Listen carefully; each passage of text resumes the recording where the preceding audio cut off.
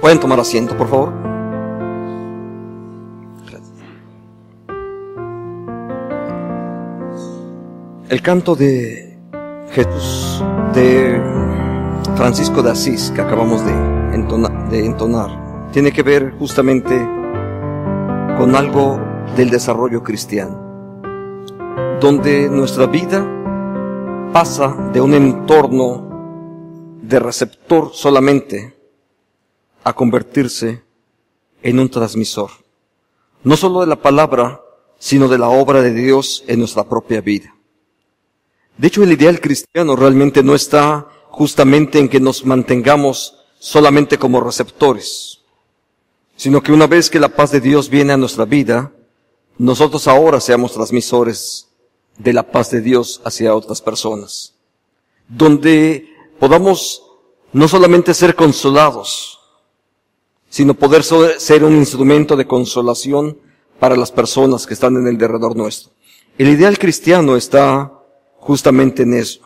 Ahora, una de las formas de cómo ocurre todo eso en nuestra vida es cuando justamente la palabra de Dios viene y mora abundantemente en nosotros, como dice el texto que hace unos minutos atrás leímos de Colosenses. Entonces, la idea es esa, de que nosotros somos portadores de la palabra de Dios, donde la palabra abundando en nuestra propia vida finalmente va a actuar. Podemos decir entonces de esta forma que el elemento transformador definitivo en la vida de los creyentes justamente es la palabra de Dios iluminada por el Espíritu. Eso es lo que realmente transforma la vida de los creyentes. Podemos recurrir y experimentar sin duda a veces la melodía, un acto religioso, posiblemente incluso haber sido receptores de algunas de las bondades de Dios y que se traducen en sanidad en medio de la enfermedad, etcétera. Podríamos cada una de esas cosas ser fundamentales, pero solamente cuando la palabra de Dios llega hasta nuestra propia vida, y esa palabra, más que el texto en sí mismo, sino la palabra como evento crístico llega a nuestra vida y nos ilumina con la presencia de Jesucristo en medio de nosotros, es entonces que nuestra vida finalmente puede ser transformada completamente. De hecho, un signo tangible de que las personas estamos caminando en Cristo justamente es la transformación que la palabra genera en la vida de cada uno de nosotros. Dicho de una forma distinta, sinceramente esperamos que una persona que está en Cristo Jesús, sinceramente esperamos que su vida sea transformada. Al mismo tiempo, si la palabra de Dios, si pasa 1, 2, 3, 5, 10 años, y no estoy siendo transformado por la palabra, es un signo, más bien, de que algo no está caminando bien. Quiero ubicar este concepto de una forma muy, muy amplia. Si la palabra de Dios está en tu vida, si el Espíritu de Dios está en ti, necesariamente debe de haber transformaciones. Necesariamente tiene que haber sido transformada tu vida. Y eso nos va a llevar a distintos renglones. Cuando nuestra vida realmente está transformada, van a ocurrir 3 cosas que el texto de Colosenses, que acabamos de leer, justamente cita. Colosenses 3:16. Número 1, que empieza precisamente el apóstol Pablo diciendo así en este texto, que el mensaje de Cristo viva plenamente en nosotros. Entonces, cuando el mensaje de Dios está presente, eso de verdad se convierte en ese signo visible. Es decir, la espiritualidad finalmente sí debe ser observable. Y es observable a través de cambios conductuales, de cambios en nuestra forma de hablar. La palabra, si el Espíritu de Dios está ahí, indispensablemente te va a generar cambios. No es posible decir estoy en Cristo y al mismo tiempo continuar mi vida como si no hubiese ocurrido absolutamente nada. Hay dos rasgos necesarios donde va a estar presente. Por supuesto, tiene que ver con nuestras palabras y con nuestras acciones. Al respecto de nuestro hablar, si la palabra de Dios está ahí, si el Espíritu de Dios está actuando en nuestra vida, necesariamente va a mostrarse a través de la forma de cómo nosotros estamos hablando. Entonces, eso nos lleva, por supuesto, por lo menos a 3 categorías, mínimas, por lo menos. Entonces, las 3 categorías tienen que ver con darle la gloria a Dios.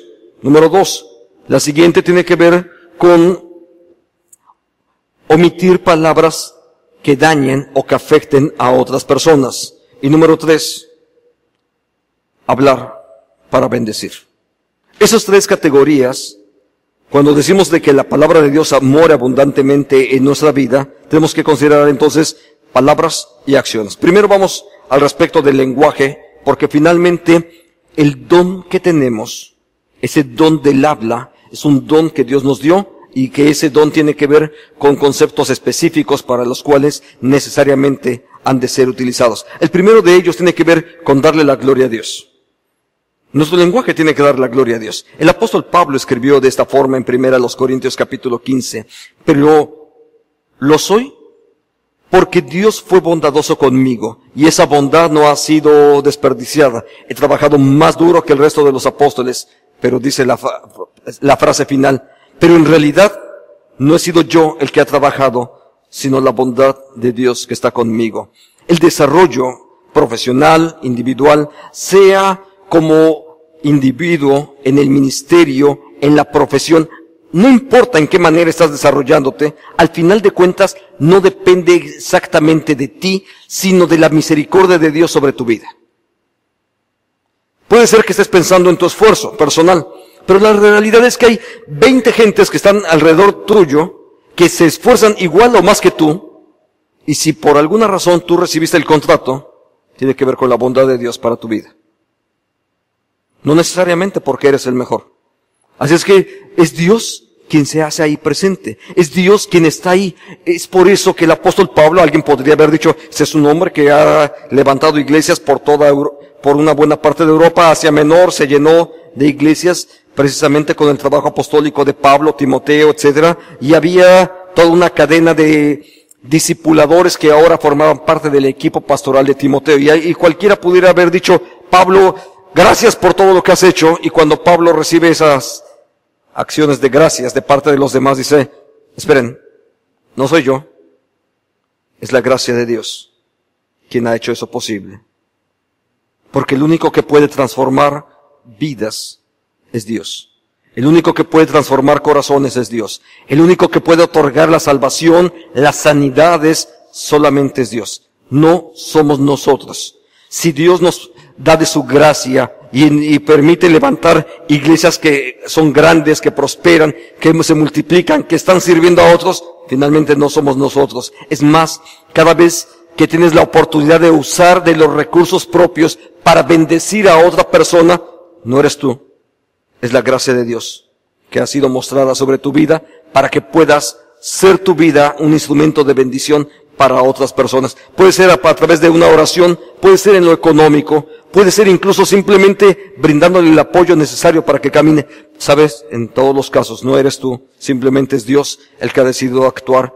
Y entonces aprendimos una frase que quizás se ha vuelto hasta coloquial en la vida de las iglesias, para la gloria de Dios. Porque finalmente es para la gloria de Dios que todos y cada uno de nosotros estamos aquí participando y trabajando. Ahora, cuando la palabra de Dios mora abundantemente en tu vida, también necesariamente omitimos palabras que causan daño. Saben, todos aprendimos esas malas palabras. Nuestra cultura, nuestra sociedad está llena de mucho de ese lenguaje que no es sano.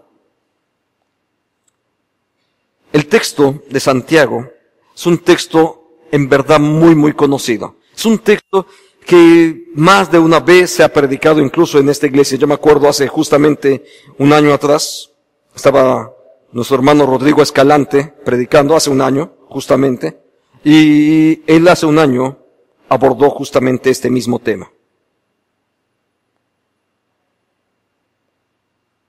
Es de lógica, diría el apóstol Santiago al escribir su epístola. No puedes salir agua dulce y amarga de nuestros labios para traer bendición. ¿Sabes? Seguro que hay muchas cosas de que quejarnos. Empecemos a usar el lenguaje que Dios nos dio para hacer bendición a esas personas. Todos tenemos cosas que nos aquejan. Y en muchas de ellas podemos tener razón. Sin embargo, podemos usar ese mismo lenguaje para poder entonces traer bendición a muchísima gente que lo necesita. Lo necesita desde el empleado que me atiende mal hasta el dueño de la empresa, que a veces tiene criterios abusivos por la posición en la que se encuentra. La verdad es que todos necesitamos ese lenguaje, si me permite una frase, proactivo, porque necesitamos generar cosas positivas para con cada uno de ellos. Todos lo necesitamos en verdad, y finalmente incluso respondemos de una mejor manera cuando nos lo dicen de una forma amable. Entonces, considerémoslo, porque incluso también nosotros somos partícipes de todo esto. Ahora, cuando hablamos de la palabra de Dios, por supuesto que nuestro actuar tiene que ver justo con eso. Así es que, cuando hablamos de nuestras acciones, y que la palabra de Dios mora abundantemente, no solamente en nuestras palabras, sino también en nuestras acciones, el decálogo, o los 10 mandamientos, enumeran realmente, por lo menos, yo sé que son 10 mandamientos, pero permítame resumirlos en este momento a 5 principios éticos que están presentes en todas las culturas y que finalmente reflejan a través de esos 5 principios los elementos necesarios. ¿Por qué? El primero de ellos tiene que ver con honrar a Dios. El primero de los mandamientos tiene que ver con honrar a Dios. Cuando tomas a Dios en serio, entonces tu vida empieza a estar en una dinámica completamente distinta. Cuando tomas a Dios en serio, también tu vida empieza a tener y puedes entonces colocar todas las demás cosas en función de Dios que está en el centro. Parte de nuestro problema en las iglesias y en la vida cultural es que tenemos una vida que está segmentada. Por un lado va la iglesia, por el otro lado va la familia, por el otro lado va el trabajo, y como que cada uno se mueve en compartimentos distintos. Si tratáramos de ubicar todo eso, por eso es que los 10 mandamientos empiezan justamente poniendo el primer elemento, primero Dios. Y cuando Dios está en el centro, todas las demás cosas van a adquirir la dimensión correcta. Entonces, el primer lugar tiene que ver con eso. Ahora, esos principios éticos que estoy mencionando y que menciono de carácter universal, ¿sabe? Lo mismo le funcionan a un chino, aunque no crea en Jesucristo, también le funcionan porque ellos también tienen que tener una dimensión acerca de que hay una autoridad más grande que ellos mismos.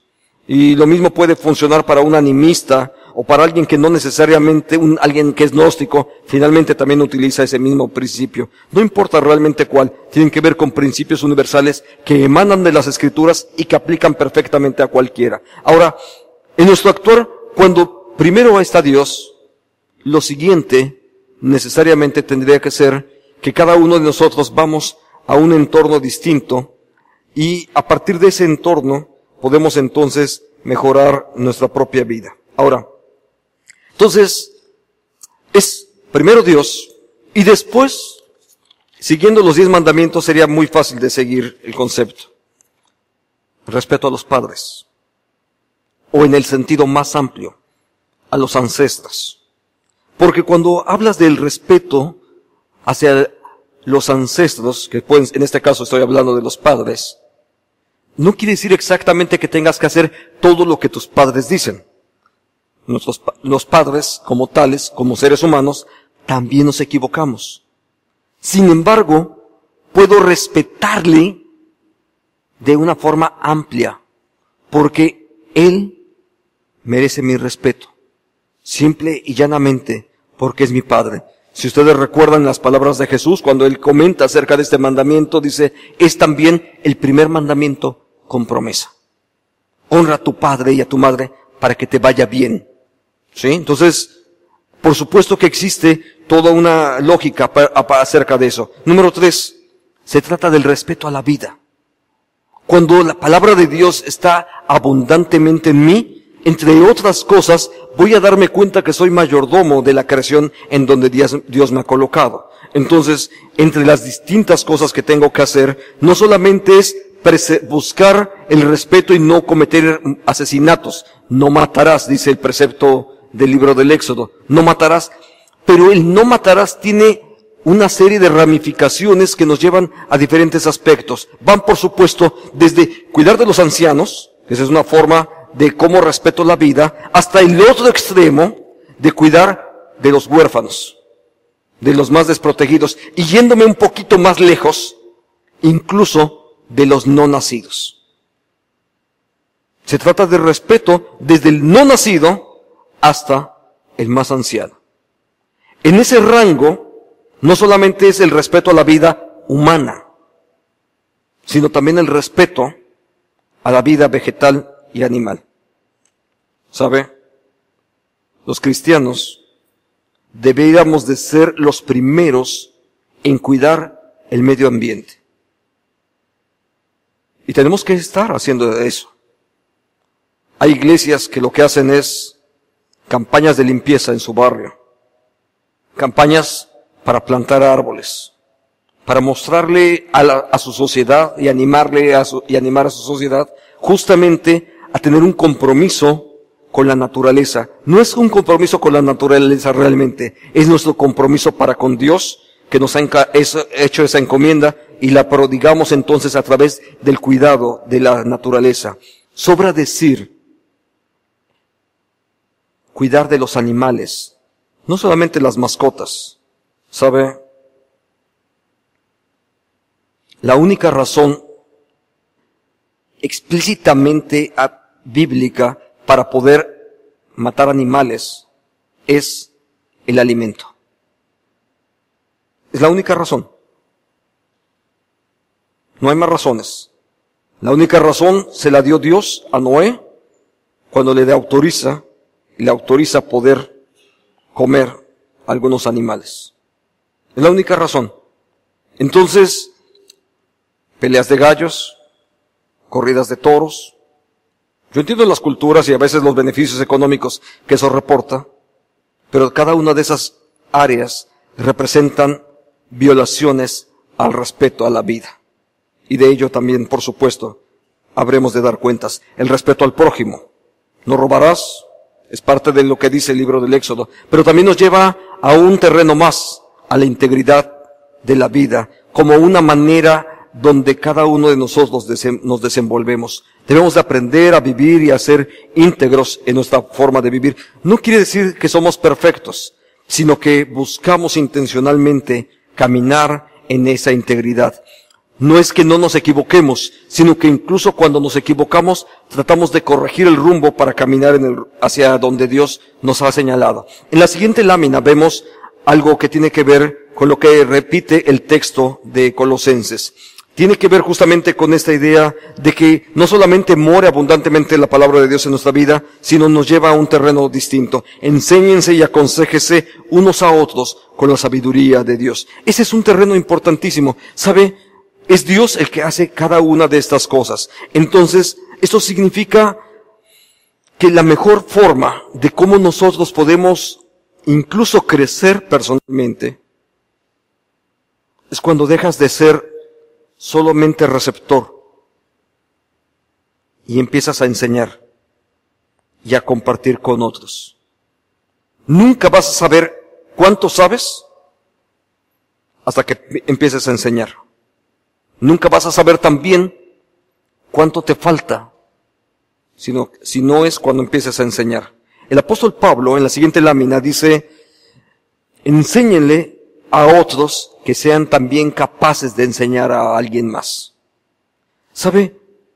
El proceso de discipulado es algo esencial. ¿Quieres crecer en la vida cristiana? Tienes que empezar a discipular a alguien. Solamente cuando estás discipulando a alguien más, entonces empiezas a crecer en la fe. Cuando tú empiezas a discipular a otro, solamente ahí es cuando vas a crecer. Ahora, ese alguien, puedes abrir tu casa, reunirte en un restaurante con tus amigos y ahí empezar un grupo de estudio. Tengo fotografías de algunos de los hermanos de esa iglesia. No voy a exhibir a nadie, ni voy a mencionar los nombres ahora.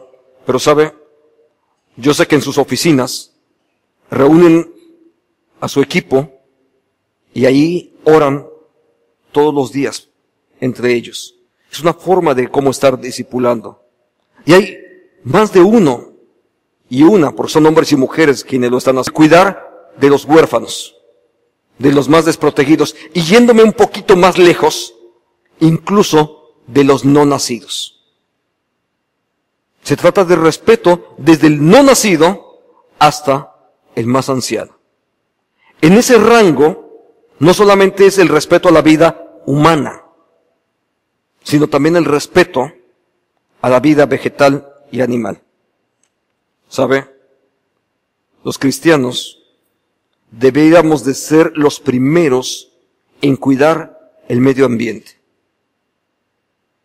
Y tenemos que estar haciendo eso.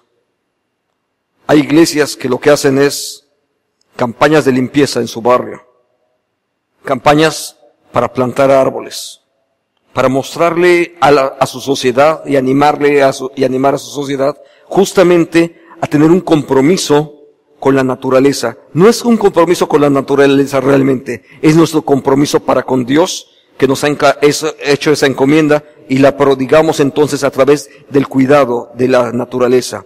Sobra decir, cuidar de los animales, no solamente las mascotas, ¿sabe? La única razón explícitamente bíblica para poder matar animales es el alimento. Es la única razón. No hay más razones. La única razón se la dio Dios a Noé cuando le autoriza poder comer algunos animales. Es la única razón. Entonces, peleas de gallos, corridas de toros. Yo entiendo las culturas y a veces los beneficios económicos que eso reporta, pero cada una de esas áreas representan violaciones al respeto a la vida. Y de ello también, por supuesto, habremos de dar cuentas. El respeto al prójimo. No robarás, es parte de lo que dice el libro del Éxodo, pero también nos lleva a un terreno más, a la integridad de la vida, como una manera donde cada uno de nosotros nos desenvolvemos. Debemos de aprender a vivir y a ser íntegros en nuestra forma de vivir. No quiere decir que somos perfectos, sino que buscamos intencionalmente caminar en esa integridad. No es que no nos equivoquemos, sino que incluso cuando nos equivocamos, tratamos de corregir el rumbo para caminar hacia donde Dios nos ha señalado. En la siguiente lámina vemos algo que tiene que ver con lo que repite el texto de Colosenses. Tiene que ver justamente con esta idea de que no solamente more abundantemente la palabra de Dios en nuestra vida, sino nos lleva a un terreno distinto. Enséñense y aconséjese unos a otros con la sabiduría de Dios. Ese es un terreno importantísimo. ¿Sabe? Es Dios el que hace cada una de estas cosas. Entonces, esto significa que la mejor forma de cómo nosotros podemos incluso crecer personalmente es cuando dejas de ser solamente receptor y empiezas a enseñar y a compartir con otros. Nunca vas a saber cuánto sabes hasta que empieces a enseñar. Nunca vas a saber también cuánto te falta, si no es cuando empieces a enseñar. El apóstol Pablo en la siguiente lámina dice, enséñenle a otros que sean también capaces de enseñar a alguien más. ¿Sabe? El proceso de discipulado es algo esencial. ¿Quieres crecer en la vida cristiana? Tienes que empezar a discipular a alguien. Solamente cuando estás discipulando a alguien más, entonces empiezas a crecer en la fe. Cuando tú empiezas a discipular a otro, solamente ahí es cuando vas a crecer. Ahora, ese alguien, puedes abrir tu casa, reunirte en un restaurante con tus amigos y ahí empezar un grupo de estudio. Tengo fotografías de algunos de los hermanos de esa iglesia. No voy a exhibir a nadie, ni voy a mencionar los nombres ahora. Pero sabe, yo sé que en sus oficinas reúnen a su equipo y ahí oran todos los días entre ellos. Es una forma de cómo estar discipulando. Y hay más de uno y una, porque son hombres y mujeres quienes lo están haciendo y que lo están haciendo cotidianamente. Algunos de ellos tienen sus estudios a las 7 de la mañana. Algunos ahí en el despacho, ahí están atendiendo y toman unos minutos para poder compartir y ahí lo están desarrollando. También me ha tocado estar en estas semanas en distintos restaurantes. A veces suena cómodo, pero también en esos espacios incluso son para estudios y otros más están en las casas. Pero en eso necesitamos crecer. Pero se trata intencionalmente, no solamente de compartir, sino ir un poquito más lejos, porque es lo que el texto de Pablo a Timoteo dice, enséñaselo a otro, es decir, capacítale, no solamente enséñale, sino capacítale para que él sea capaz de transmitirlo a la siguiente generación. Entonces debemos estar pensando intencionalmente nosotros en la tercera y en la cuarta generación. Sí, lo podemos hacer esto en todos los niveles. Hay muchísimas mujeres aquí que necesitan ser ministradas. Necesitamos muchos grupos de mujeres en muchos horarios distintos porque necesitan ser ministradas. También hay muchísimos varones y particularmente tenemos que hacer un enfoque sobre el trabajo de los jóvenes, porque ellos son, en buena medida, nuestras próximas generaciones de creyentes, hacia los cuales nosotros tenemos que estar trabajando y compartiendo. En la siguiente lámina tenemos un último punto, que nos es importante. Dice así las Escrituras, también canten salmos y canciones espirituales con el corazón lleno de agradecimiento a Dios. La alabanza tiene que ver con un medio específico a través del cual la iglesia transfiere el contenido de la palabra para con otros lugares. ¿Sabe? Tradicionalmente en las iglesias cristianas, justamente el canto se convierte en un medio para poder enseñar.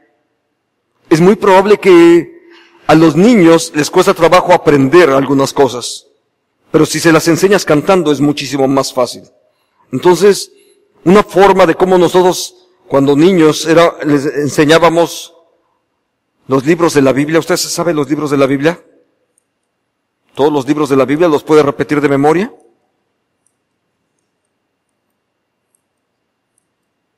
Después del Éxodo ya se me olvidó luego cuál sigue.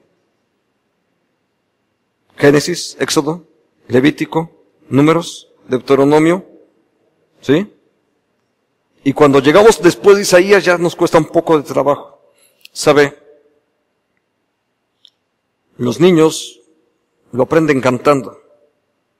Es un recurso didáctico para poder hacerlo. Y en la vida de la iglesia, la música ha sido ese recurso didáctico, no solamente la música, sino también incluso otros elementos han formado parte de la didáctica de la iglesia para transmitir la palabra. Allá atrás, alguien el otro día me hacía ese señalamiento. ¿Ha visto acá el vitral que está allá atrás? ¿Sí? Muchos no saben que ahí hay un vitral, pero ahí hay uno. ¿Sí? Voltea a verlo, es una vid. ¿Sabe? Es un recurso pedagógico que tradicionalmente las iglesias han usado. No es simplemente una cuestión estética, sino en las iglesias empezaron a ser usados como un recurso pedagógico. En un mundo donde la gente no sabía leer,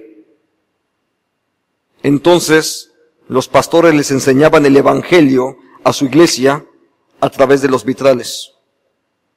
Para eso eran los vitrales. No era simplemente una cuestión estética, sino era una forma de visualizar la enseñanza bíblica, y la música tiene ese carácter justamente. Entonces, la música tiene esa forma de cómo podemos nosotros también hablar y testificar acerca de lo que Dios tiene preparado para con cada uno de nosotros. Entonces, hay 4 elementos que podemos considerar rápidamente acerca de cómo la música nos sirve para eso, para testificar, para traer consuelo a nuestras vidas, para hablar a otros acerca del carácter de Dios y por supuesto también para enseñar las verdades acerca de la salvación. Veamos una por una.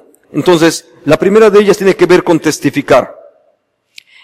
En el siguiente pasaje hablamos acerca de el cántico de María. ¿Sabe? Hay algo importantísimo cuando ocurre esto. Cuando tienes que transmitir lo que Dios está haciendo en tu propia vida. En este caso es el cántico de Moisés, María, Aarón, y después se suma toda la congregación realmente. Es el canto que se hace al cruzar el Mar Rojo, después de que el mar se abrió. Dejaron atrás la esclavitud de Egipto y van hacia la libertad. Y entonces ellos empiezan a cantar, testificando de esa manera acerca del Dios creador. Entonces, cantaré a Jehová, porque Él ha hecho maravillas. Lanzó al mar, al caballo y al jinete, por supuesto se refiere en Egipto. El Señor es mi fuerza y mi canción, y se ha convertido en mi salvación. Es una forma de cómo, a través del canto, estás enunciando las formas de cómo Dios ha traído liberación, protección para con cada uno de nosotros. Pero no solamente es en los momentos de liberación. En el siguiente texto vamos a detenernos brevemente en uno de los salmos, el Salmo 126, uno de los salmos que están pronunciados en medio del cautiverio, porque en medio del cautiverio también el cántico sirve para traer esperanza y consuelo. Entonces, aquellos que estaban todavía en Egipto, esclavizados, que vivían en un mundo difícil, en un mundo de opresión, sin embargo desde ahí cantaban, esperando justamente la redención que habría de venir de parte del Señor y Dios, cuando el Señor traiga a los deportados de vuelta a Sión. Parecerá que estamos soñando. Nos llenaremos de felicidad y entonces cantaremos canciones alegres, porque surge la esperanza aún en ese escenario. Entonces el cántico de la iglesia está también generando esperanza para el propio pueblo. En nuestra siguiente lámina abordamos un tema un poco distinto. Cuando hablamos acerca del carácter de Dios, Salmo 147 dice, aleluya, porque qué bueno es entonar canciones de alabanza a nuestro Dios, qué placentero cantar alabanzas a su nombre. El Señor reconstruye a Jerusalén y reúne a los desterrados de Israel, sana a los que tienen roto el corazón y venda las heridas. De una forma amplia está enumerando uno de los atributos de Dios. Dios es bueno. Y Dios es el que restaura. Y Dios es el que tiene cuidado de ti. Ese Dios bueno es el que va a traer cosas favorables para tu propia vida. Ese Dios bondadoso es el que es capaz de transformar aquel desierto de tu vida, transformarlo en un espacio de bendición. No porque lo mereces, sino porque Dios es bueno. Y porque Dios quiere cosas buenas para sus hijas y para sus hijos. Nuestro último texto dice, está hecho en el Nuevo Testamento. En el Nuevo Testamento también hay muchos otros cantos. En este canto es parte de un canto cristológico que la iglesia entonaba por ahí en el siglo I, y que en ese canto cristológico lo que hace es justamente recuperar un poco de esa doctrina de Dios, esa doctrina acerca de quién es el Cristo. Entonces, empieza a enumerar diciendo, el cual, refiriéndose a Jesús, el cual siendo en forma de Dios no estimó el ser igual a Dios como cosa que aferrarse, sino que se despojó a sí mismo, tomando forma de siervo, hecho semejante a los hombres, y estando en la condición de hombre, se humilló a sí mismo, haciéndose obediente hasta la muerte y muerte de cruz. Narra la historia de la salvación desde una óptica distinta, pero lo que está haciendo es cantar cómo es que Dios lo hace. Que la palabra de Dios more abundantemente en nuestra vida. Eso debe de verse reflejado en lo que cantamos, porque cantamos de los atributos de Dios. No cantamos simplemente como un valor estético. No estamos negados, por supuesto, a la belleza. Pero no es la búsqueda de la belleza en sí misma la que nos anima a cantar, sino cantamos acerca de lo que Dios ha hecho. ¿Sabe? Por eso es que la iglesia canta de forma congregacional, porque nos interesa entre todos alabar el nombre del Señor, que nos ha sido salvación y bendición para nosotros. Esa es una forma también de cómo testificamos, de cómo estamos difundiendo el Evangelio a través del canto. Pero cuando la palabra de Dios mora abundantemente en nuestra vida, entonces incluso la música se convierte en un instrumento para la evangelización. Porque al final de cuentas, el objetivo es dar a conocer el nombre de Dios y no solamente sentirnos halagados con lo que cantamos. En cada uno de los espacios es la palabra de Dios finalmente el motor que está atrás de las acciones que nosotros hacemos, decimos, el cómo vivimos, el cómo esperamos y confiamos también en el nombre del Señor. Le invito a que oremos ahora. Padre, gracias así por tu bondad, por tu cuidado, por el amor que tú nos has tenido. Bendecimos, Señor, tu nombre y nos ponemos en tus manos para que tu nombre sea glorificado. Y oramos para que sea tu palabra la que more abundantemente en nosotros. Porque el consejo tuyo para que nuestra vida progrese es cuando tu palabra guía nuestras acciones, nuestros pensamientos, nuestras palabras. Que tú seas glorificado entonces a través de cada uno de esos elementos. Te lo pedimos en Jesucristo. Amén.